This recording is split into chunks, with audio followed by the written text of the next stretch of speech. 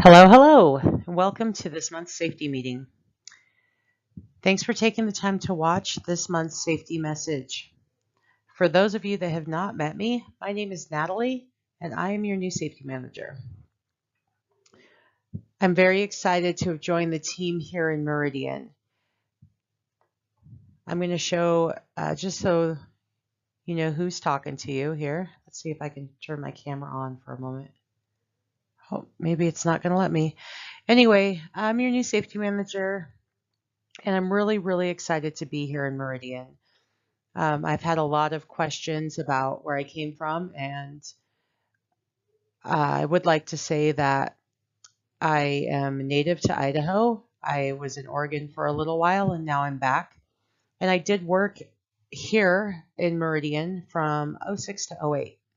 So those of you that have been around a while, you might remember me, maybe not. I know that I've changed a lot. But please feel free to come and chat with me and get to know me if you'd like to. My goal here in Meridian and West Ada is to promote a culture of safety. My goal here is to help you. You are a professional driver, and my goal is to help you develop, fine tune, and I guess make your professionalism just to be precise. It's a constant learning. We constantly are learning out there on the road. There's new things that we learn every day. There's things that we perfect every day. And my goal here is to help you do that. I want you to develop as much passion for safety that I have.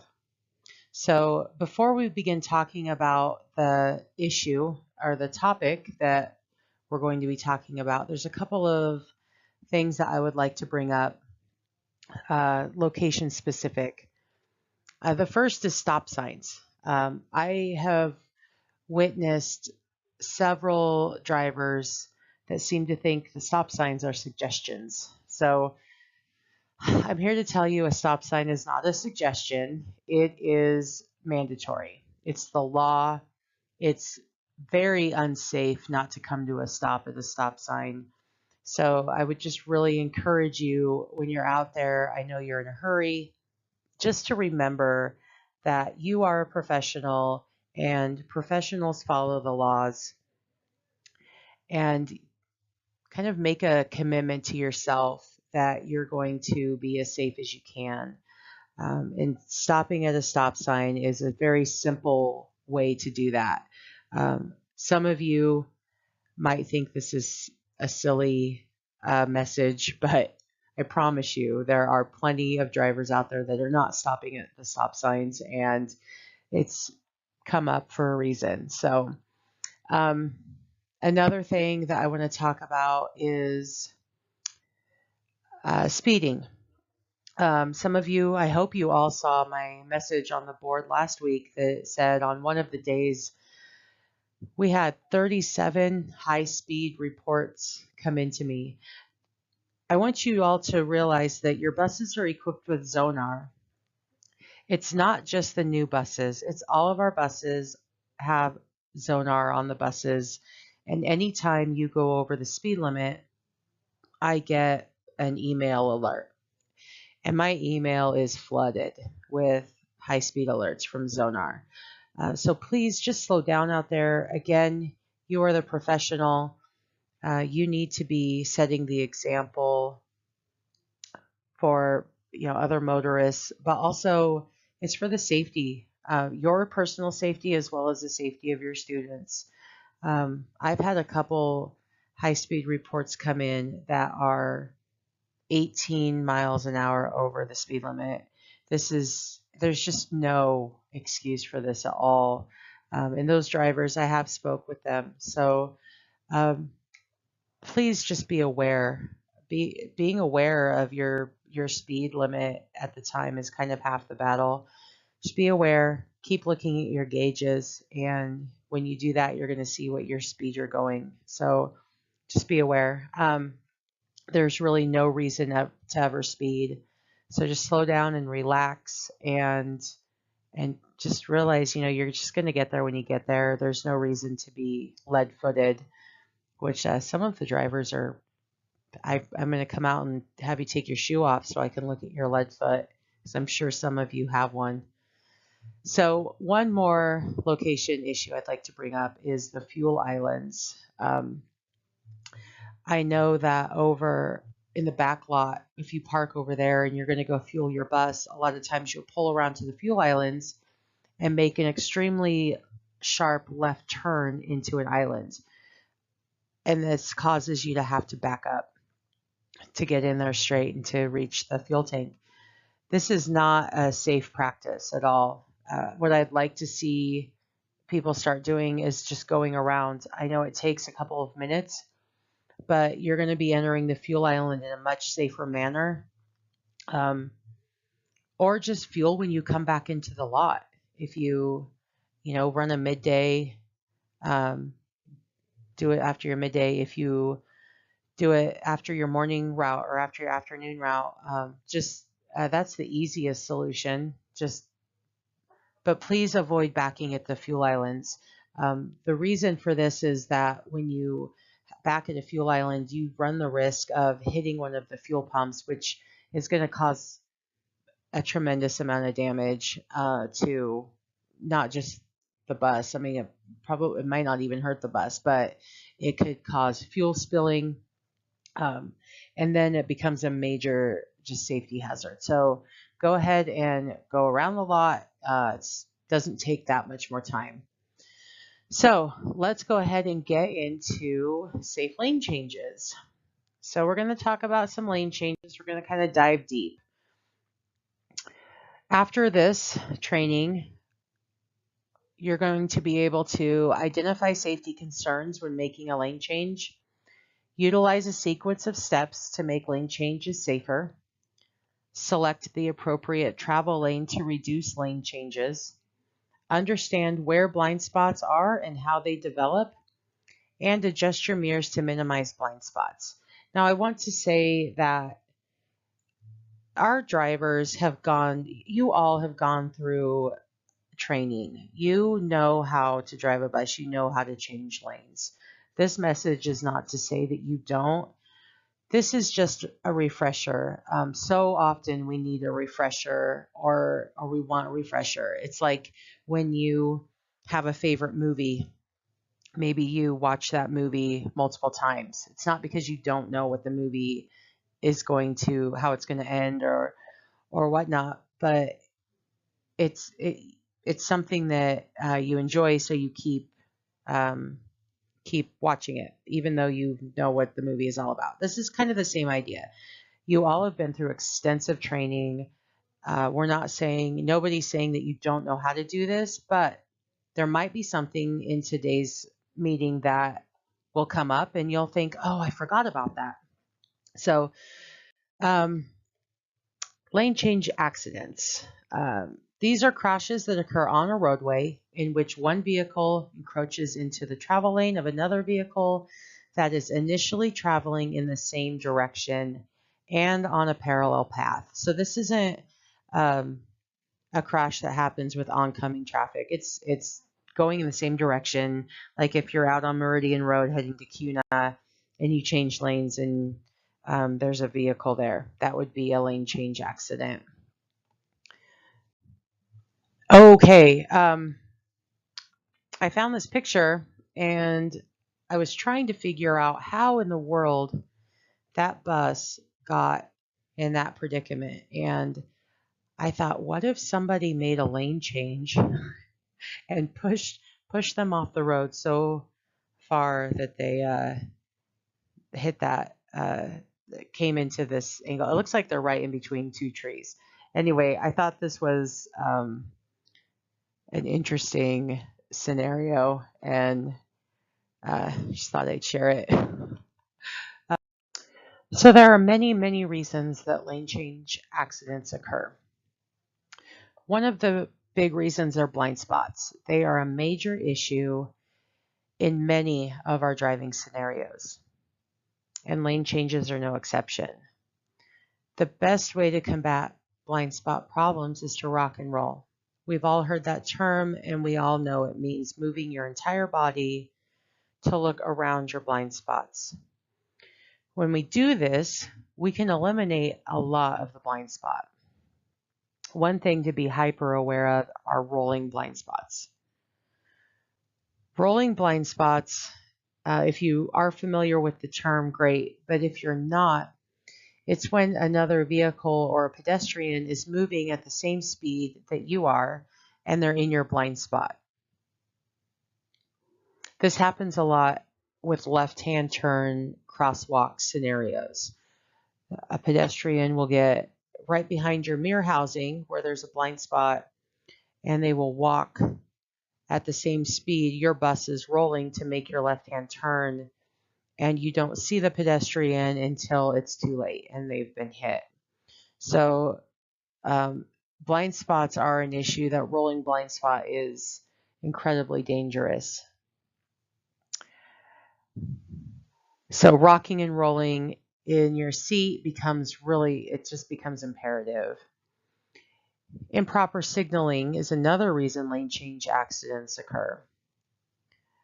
I know that it can be really frustrating when people won't make room for you to change lanes.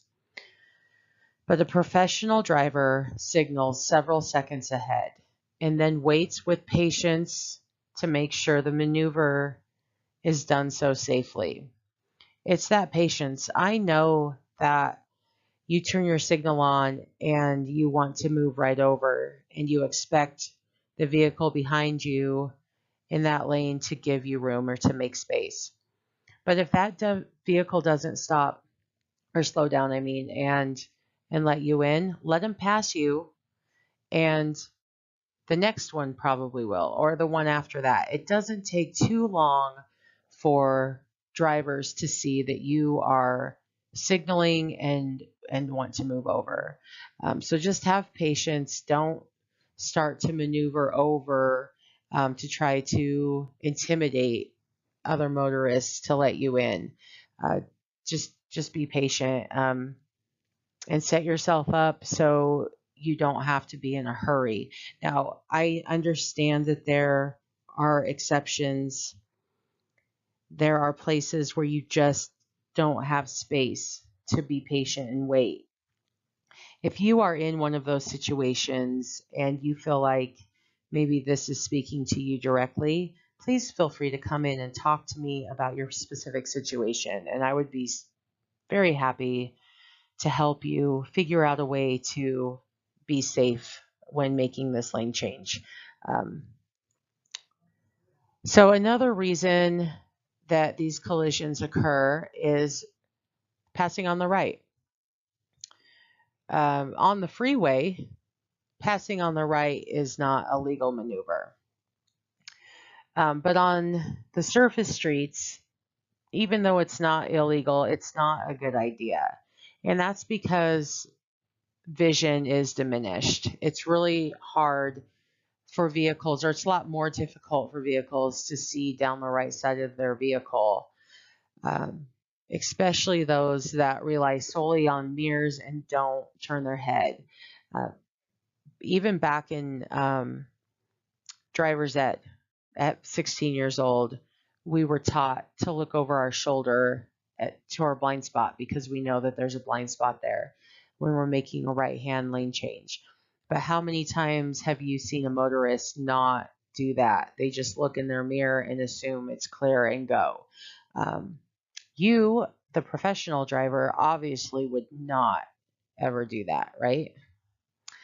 So another reason is failing to yield while you're merging.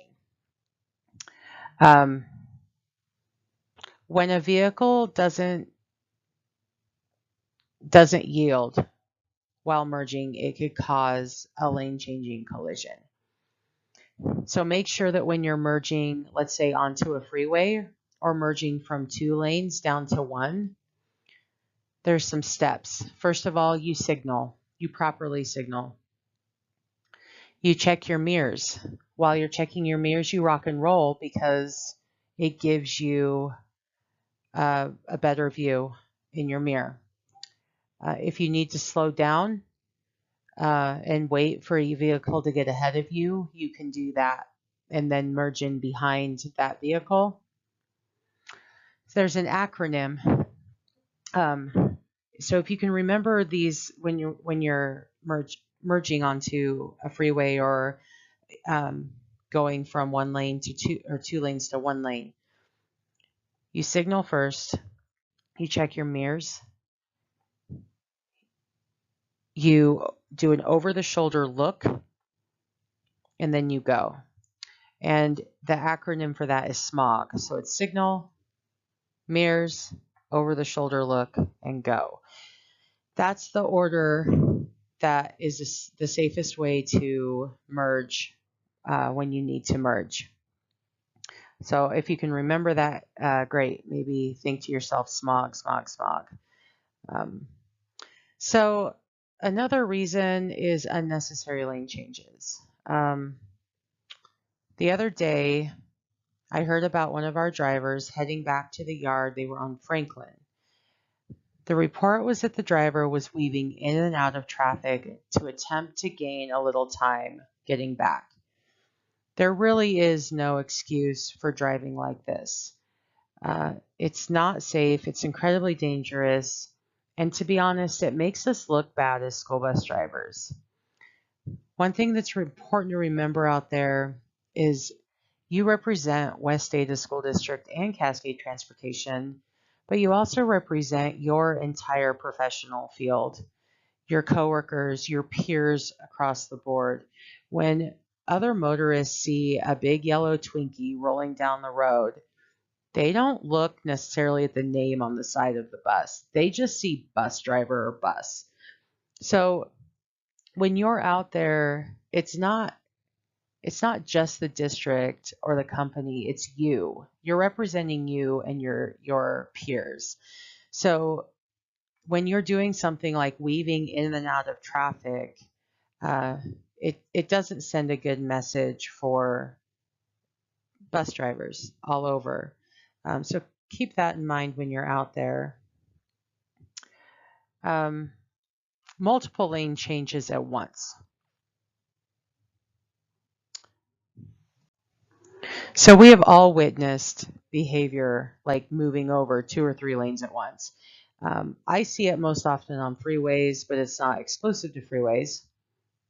But we need to change multiple lanes. We do so one lane at a time.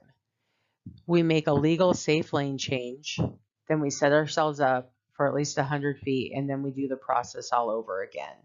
Proper signal, check the mirrors, rock and roll. When it's safe, then you change lanes. We don't cross 3 lanes all at once. The last one that I'm going to talk about is drifting. And I don't mean like Fast and Furious drifting, although that might be impressive in a bus, but that's not what I'm talking about. We've probably all seen the kind of drifter that this is referring to. It's a vehicle that gradually goes from one lane to another, most of the time without even signaling. You'll just see the vehicle just slowly drift. This sort of lane change is dangerous because it's not predictable. It shows unpredictability. If a fellow motorist is not sure what your intent is, it can be dangerous and it can cause a collision. So when I see this type of lane change, I often think the driver might be intoxicated.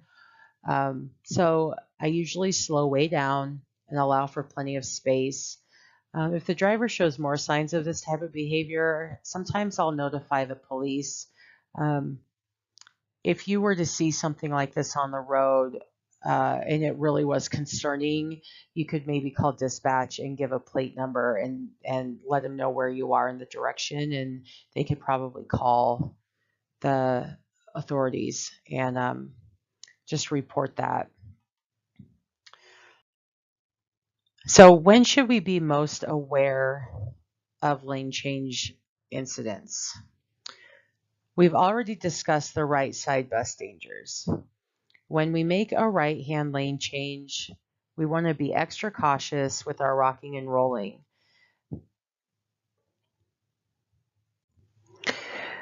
We want to use all of our resources available to get a big picture all the way around the bus.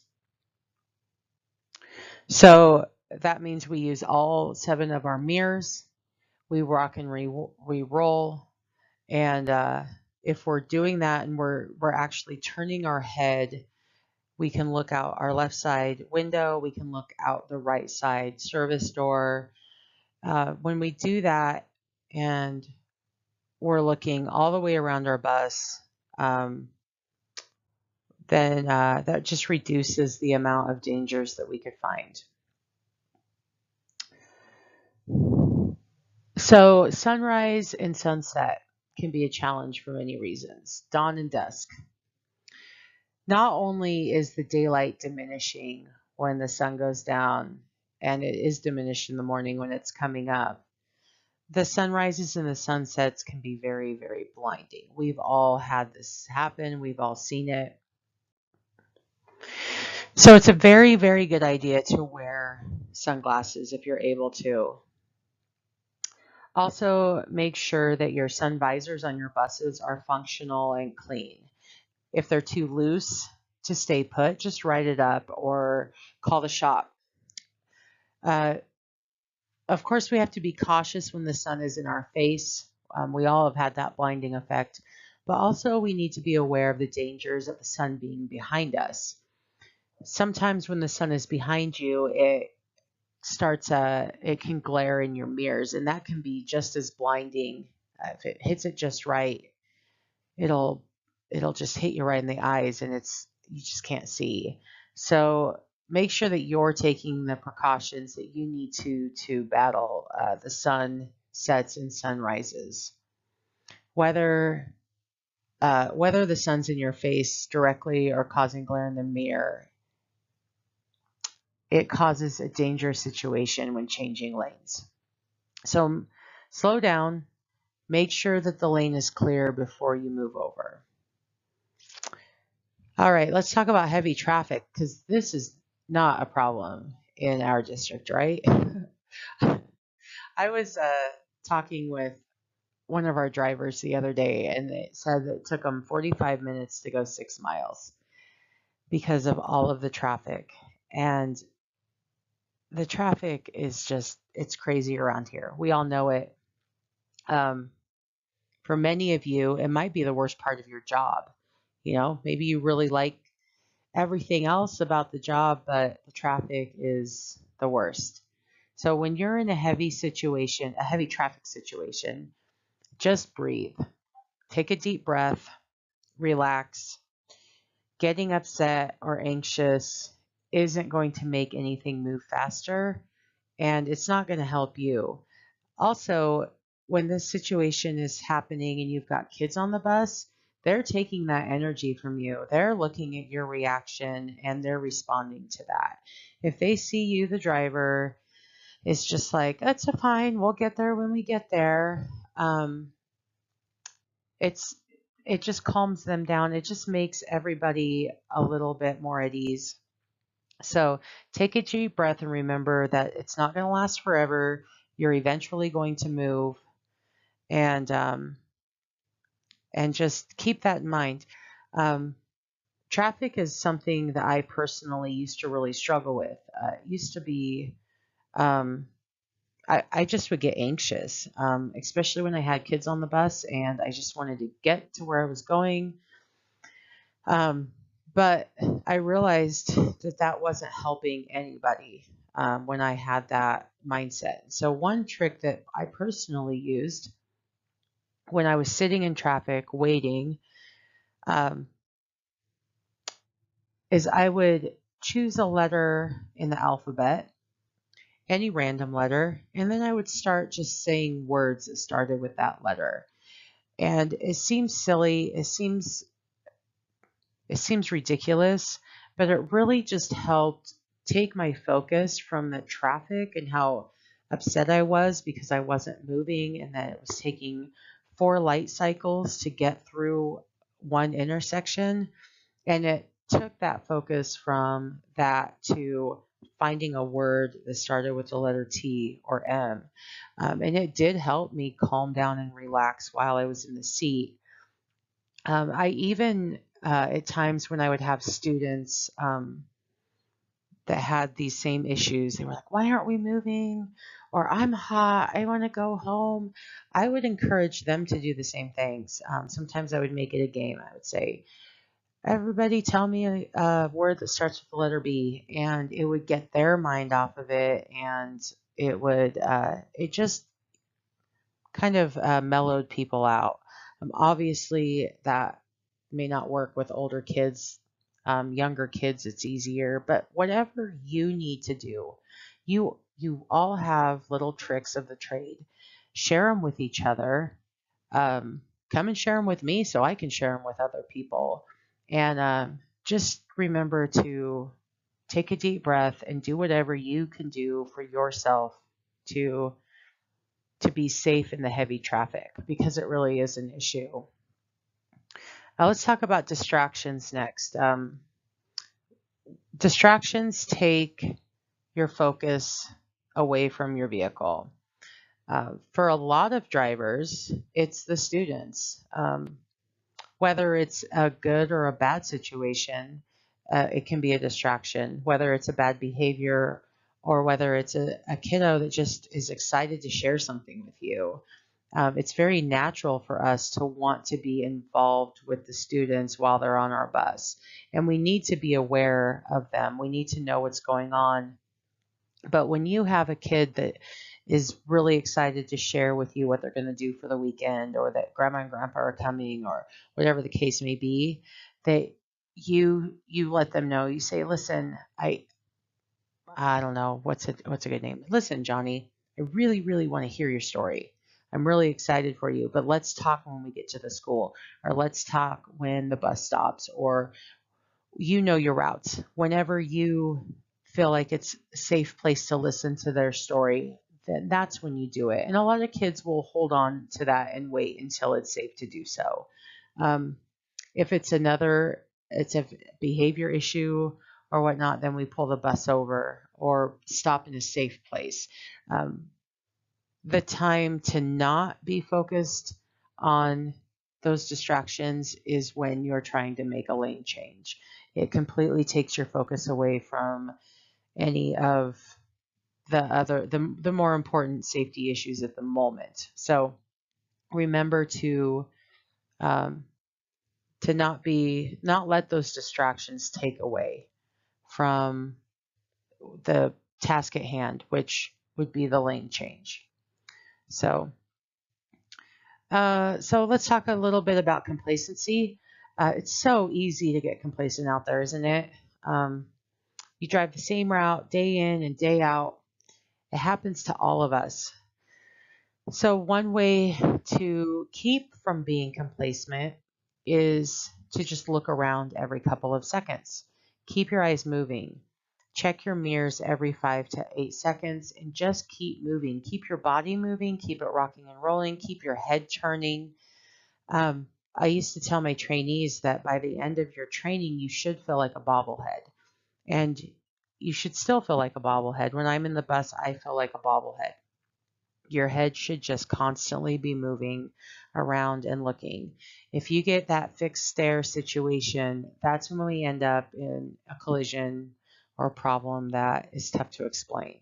So keep your eyes moving, keep your head moving.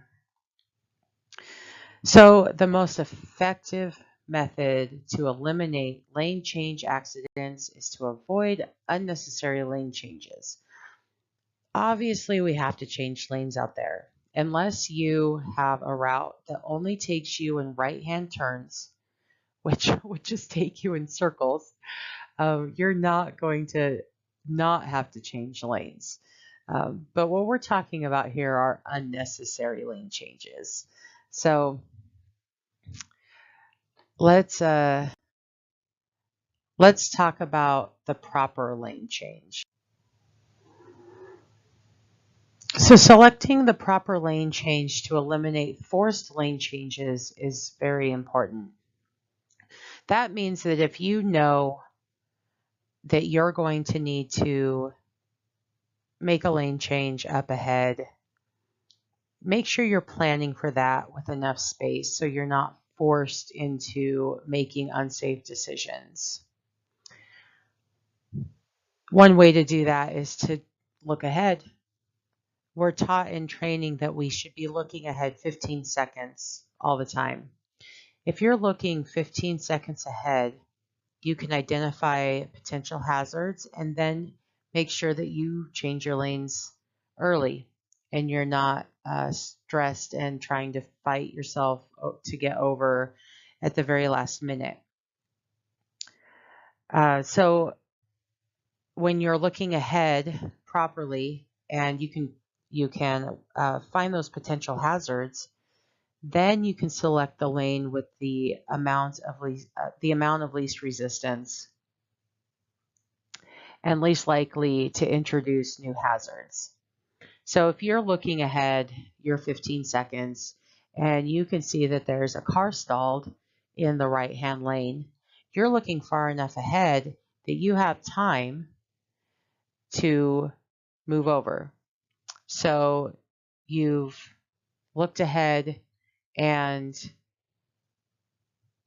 you've left yourself an out to avoid any potential problems with that lane change. So the proper lane change procedure. Again, we want to signal early. Signal several seconds before you know you need to change your lane. Refrain from just signaling for a second and then moving right over. We don't want to force our way in. We don't want to be a bully out there on the road. So be the professional and signal early and then have patience and wait until you're given space. Our turn signals are a form of communication. It's the only way to communicate our intent. So communicate your intent long enough that other motorists have the opportunity to see your signal and then to process what your intent is. Don't just assume that they see it the first second you put it on and then get frustrated because they're not letting you over. Give them the time it takes to process what they're seeing and then to react to it. The next thing is to check your mirrors. It's common, we always look at the mirror of the direction that we are changing lane. So if you're changing into the right lane from the left, of course we're going to check our right-hand mirror, right, and rock and roll in our right-hand mirror. But go ahead and take that quick glance into your left-hand mirror to make sure that your tail swing is not going to smack something. How often do we see another vehicle impatiently swinging around you? You want to make sure that your tail isn't going to hit someone at that time. So it's a good idea, and it's also part of knowing what is around your bus at all times. Remember that it only takes seconds for the scenery to change around your bus. And the term "they came out of nowhere" really shouldn't be in your vocabulary. We don't have David Copperfields out there on the road just appearing next to you. They came from somewhere. So make sure that you are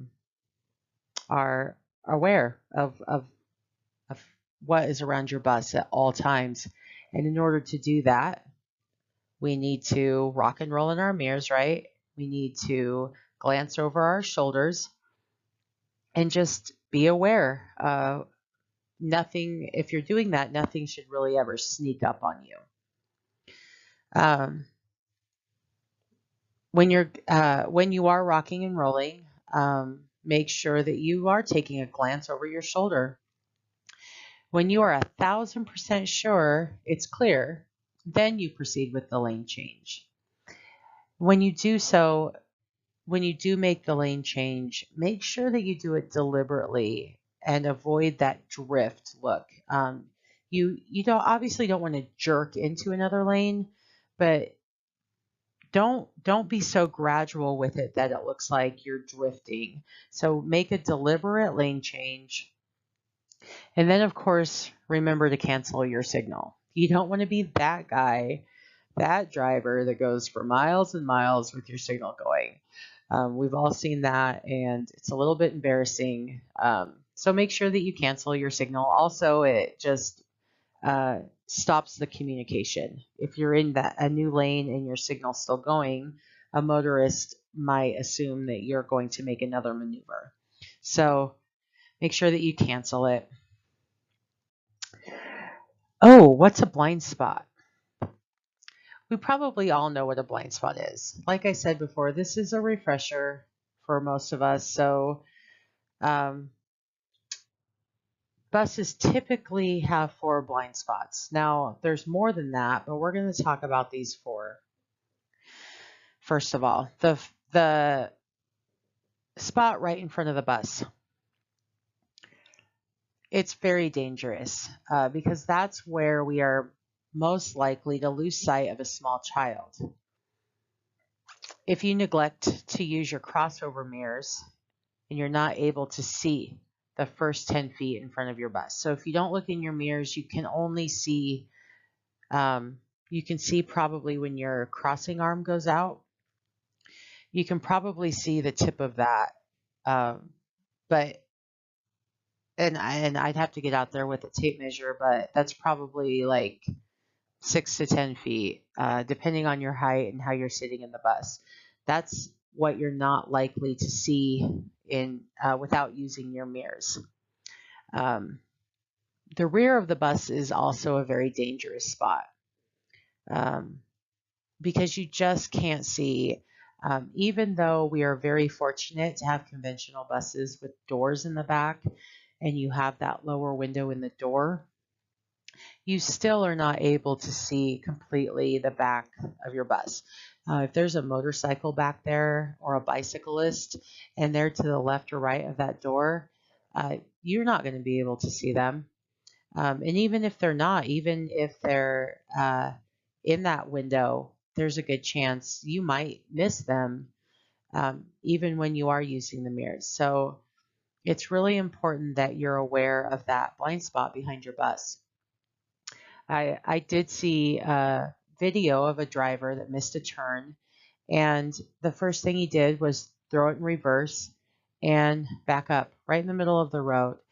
He didn't, I think he checked his mirrors. Um, he certainly didn't turn his hazards on and honk twice, um, but he had no idea of knowing what was behind his bus. Um, and it would have been really simple for him to ask somebody on the bus to look out the back window and just let him know. He had kids on the bus. He also could have secured the bus, walked to the back, and looked out the window himself if he didn't trust his students. Um, this particular person had a monitor on the bus. The monitor could have helped. So behind the bus is very dangerous. And when you're going to back, you need to either get up and look, meaning get up out of your seat and walk to the back. Get out and look. If you don't have any students on the bus, you can get out and look and make sure that behind your bus is clear, or have somebody spot you. There's really no reason that you can't do one of those when you need to back. And if people would do this, it would eliminate a lot of backup collisions, which we have a lot of. So um, let's see. Never just assume. That's it. Assuming. We all know what that word means, right? We never want to assume that the rear of your bus is clear. So be the professional driver and make the effort to make sure.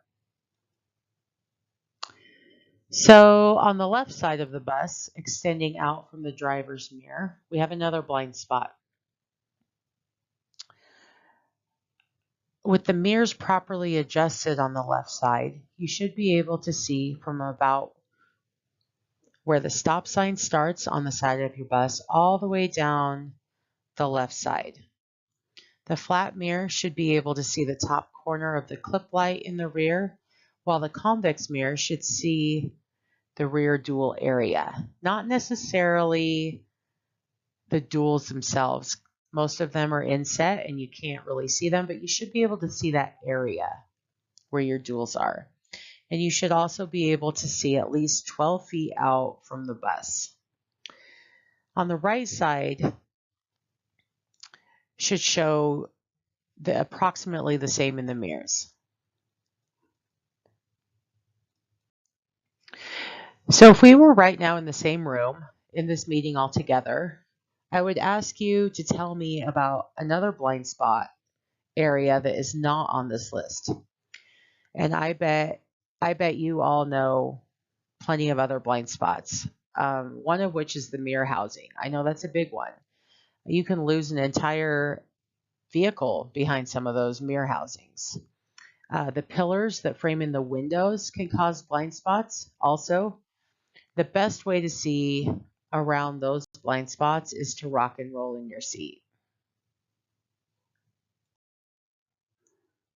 So this diagram shows the biggest bus blind spots. The front blind spot can be eliminated by using the crossover mirrors. The sides can be eliminated by rocking and rolling while you look in the mirrors. However, the only way to see the rear blind spot is to get up and look or get out and look. And if you're not able to do either of those, have a spotter. Having eyes on the ground is the only way to make sure that it's safe.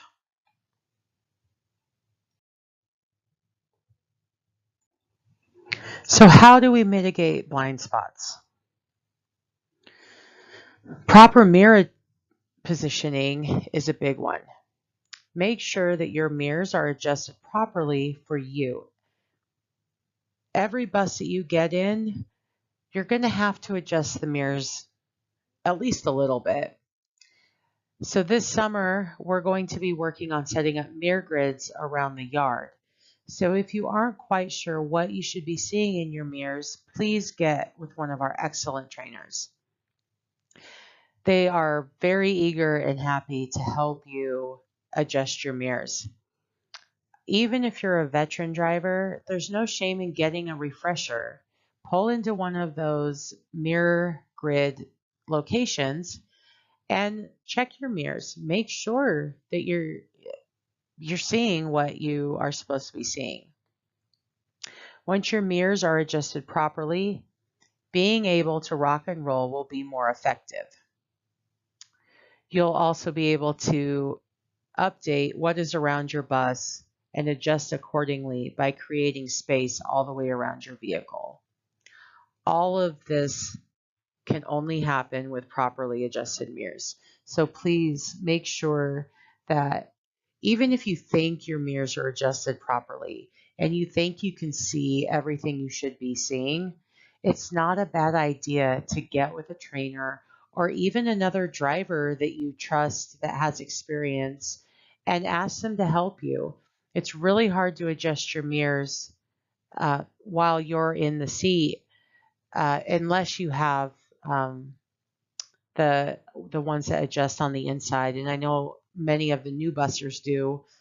New buses have that. I'm not sure about the older ones, but sometimes it's just easier for you, the driver, to be sitting in the seat and have another person on the outside adjusting your mirrors. So to remember, blind spots can be very dangerous. I was reading the little eye chart there. It's clever. Proper mirror use. How do you know if you habitually use your mirrors enough? This was a question that I've asked myself as a professional driver. And several years ago, something dawned on me while I was out to dinner with my husband. I was in the restaurant and my eyes were constantly moving around the entire restaurant. Even though I was paying attention to what was happening in my present moment and I was in the moment, my eyes were moving and I was seeing everything going on in the restaurant. And I thought, why am I doing this? This is it's weird. It feels weird the first time it dawns on you.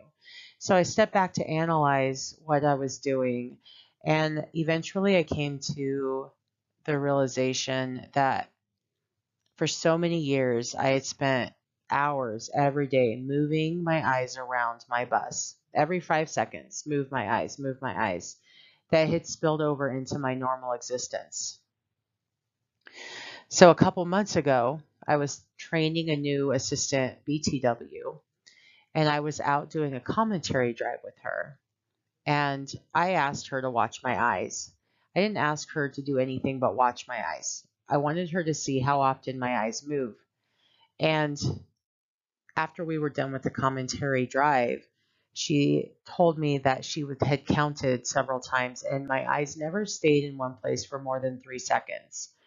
I didn't know that I was doing that. I didn't know that my eyes were moving that often because it has become such a habit while I'm driving that my eyes just move. Mirrors, mirrors, mirrors every 3 seconds, and I'm looking ahead 15 seconds. I'm looking to my sides.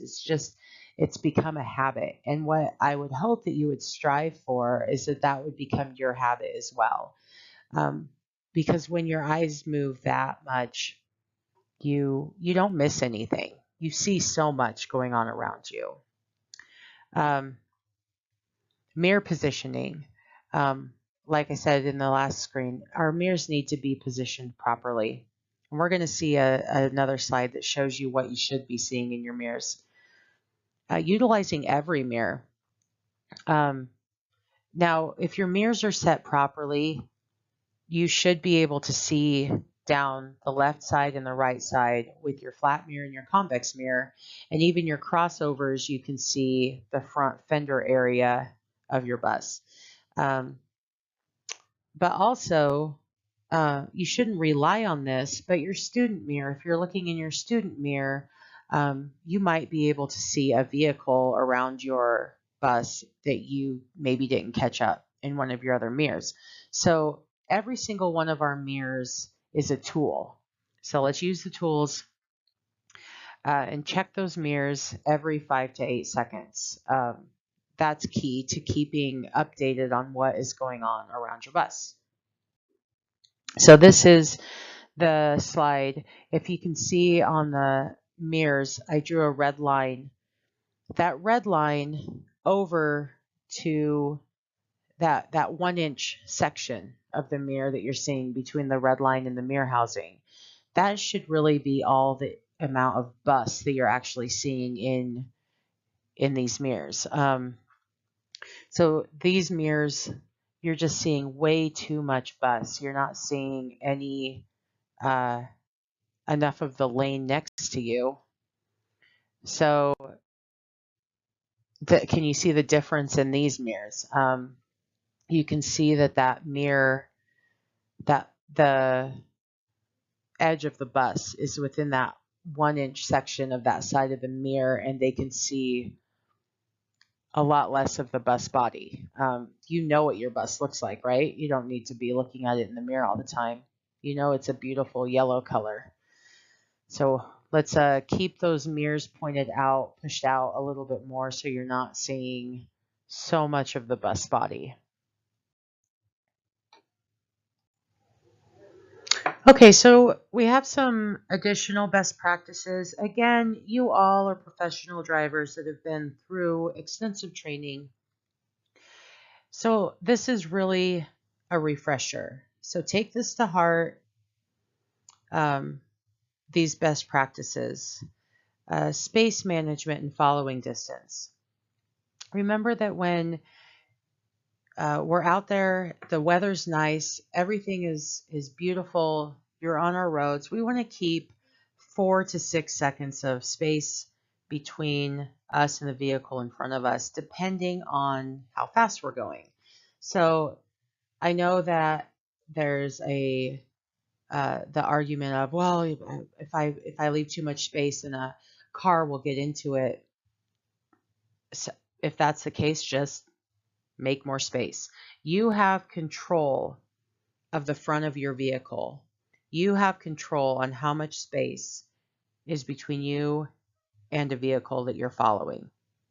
So you just have to, when a car encroaches in your space, you just make more space because you have that level of control to do that. So keep the mirrors and windows clean. This one seems like it's obvious, but we've all gotten on the buses that have terrible mirrors and windows. Even if you have cleaned your windows and mirrors, it doesn't take long for dust to accumulate and dirt to accumulate on your windows and mirrors. So make sure that you're keeping those clean and wiping those down. Maintaining a safe speed. We kind of talked about this at the very beginning of the meeting. For some reason, this location has a problem with speeding. Whether you think that you need to speed to get somewhere faster, or you think that you're keeping up with the flow of traffic, or whatever the case may be, there really is no excuse for speeding. Um, I've really been adamant since I've been here, even though it's only been a couple of weeks, that your schedule should not be causing you to make poor choices and to make dangerous decisions. Don't let your schedule push you. I am going to have a much easier time coming to bat for you if you have not been speeding than if you have been speeding and something happens. If your Zonar is showing that you're going 8 miles over the speed limit and you get into a collision, it's really going to be hard for me to come to bat for you. I'm going to support you. I'm going to have empathy for you, but I'm not going to be able to say to law enforcement, this driver was doing everything they were supposed to be doing. If you make an effort to follow those laws and those rules, then I'm going to be able to come to bat for you if something happens. But the likelihood of something happening, if you're following all of the laws and the rules, is a lot less likely, right? So proper trip planning to avoid last second route changes. If we drive the same route day in and day out, and you know that your one of your streets is going to be closed for construction or whatever, make sure that you read those signs and you plan accordingly. Whether you need to come in and talk to a scheduler to help you figure another way, whether you call dispatch on the day of and ask them to help you reroute, they can pull up where you're located and give you explicit directions on how to get around whatever your obstacle is. But you need to make the effort to plan this stuff out ahead, even if it's just a minute ahead. Don't let yourself get put into a situation to where you're going to have to make a bad, an unsafe decision. Backing in an area maybe that you're not familiar with, or picking up students in a place that could be dangerous. So that trip planning is really important. If you're a trip driver or you're a occasional driver, do the best that you can to plan ahead. I know with a lot of the trips you can get information the day before or several hours before, where you can get onto Google Maps and maybe plan your trip out before you get going. But you, being the professional driver, should be able to plan your trip accordingly. Now, does this mean that you have to do it alone? Of course not. That use the resources that you have. Use your dispatchers. Use your Google Maps if you like that.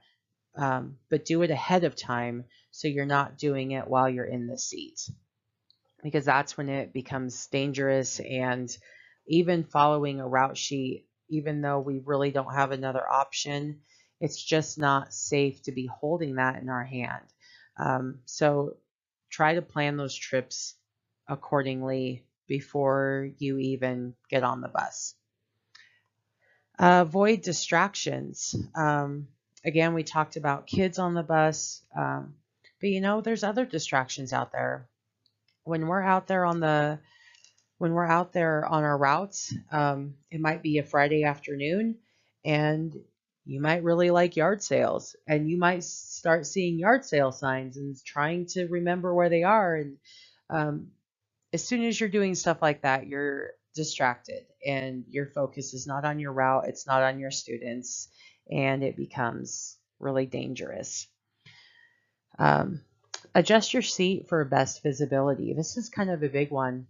Um, a lot of times I see drivers where it looks like their feet are stretched so far to get to the pedal. I wonder how in the world they can just maximize their leg power to push that parking brake in so hard, because it is hard.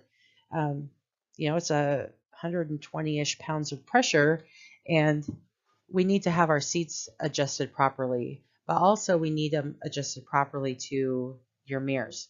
So when you get into a bus and you're going to adjust everything for you, the very, very first thing that you adjust is your seat. You get yourself seated so your feet can reach the pedals without strain. Your feet can touch the floor. Um, but also, if you're a taller person, you don't want your knees in your chest either. So then you need to raise your seat up. Maybe you need to raise your seat or push your seat back a little bit more. And then after your seat is properly adjusted, then you adjust your mirrors. So if you do all of those things, you're going to have a much easier time doing your rocking and rolling, checking your mirrors, and just being able to see all the way around your bus.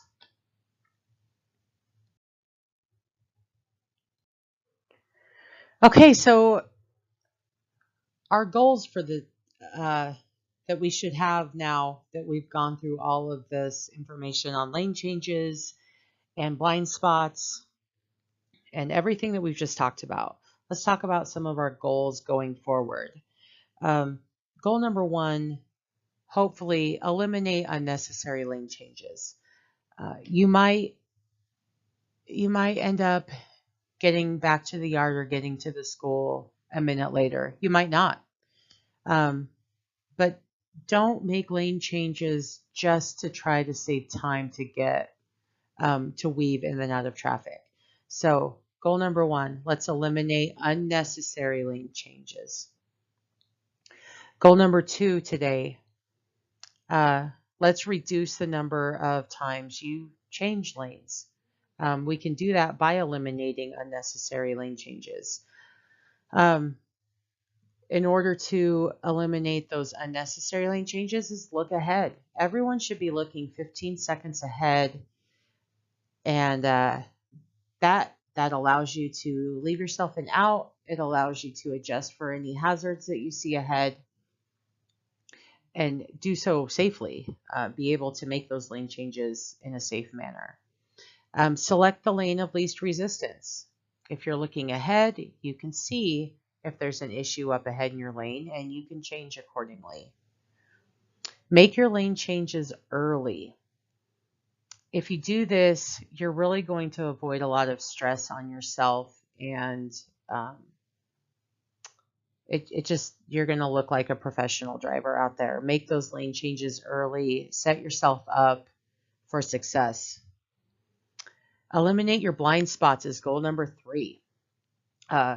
Blind spots are hazardous. We all know this. So the first thing that we need to do to help eliminate those is to position those mirrors properly.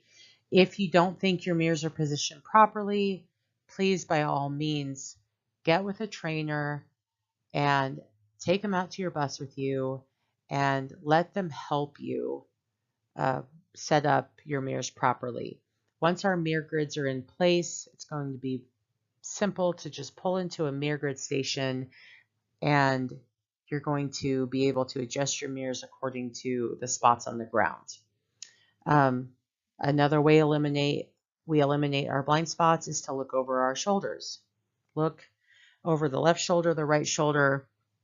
And I know in some of our newer buses, the student seats are a little bit higher.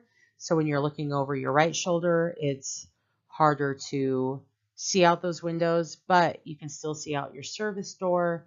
And if there's a taller vehicle, you're still going to be able to see that. And then finally, we're going to be aware of vehicles to the rear and the sides. The rear is just dangerous. If you need to back up, get up and look, or get out and look, or have a spotter. I can't say this enough. Backing blindly is it's a terrible, terrible decision. So please don't back blindly. Make sure that you know what's behind your bus all the time. So that wraps up our safety meeting. I would really, really encourage you all to come and ask me any questions that you have and discuss with each other. If you have something in this that you liked or that you didn't like, or maybe you think your new safety manager is blowing smoke, whatever the case may be, let's have a discussion about it. My door is open. I really liked talking to you guys, and I would really encourage you to come and talk to me because I want to make you the best, safest driver in, let's say, our state. I want West Ada to be known as the safest school bus company around. Let's make that happen. Have a passion for safety, a culture of safety, and go out there and be the best that you guys can be. I know you all are awesome, and I really do look forward to getting to know you all in the future. So have a good day. Bye.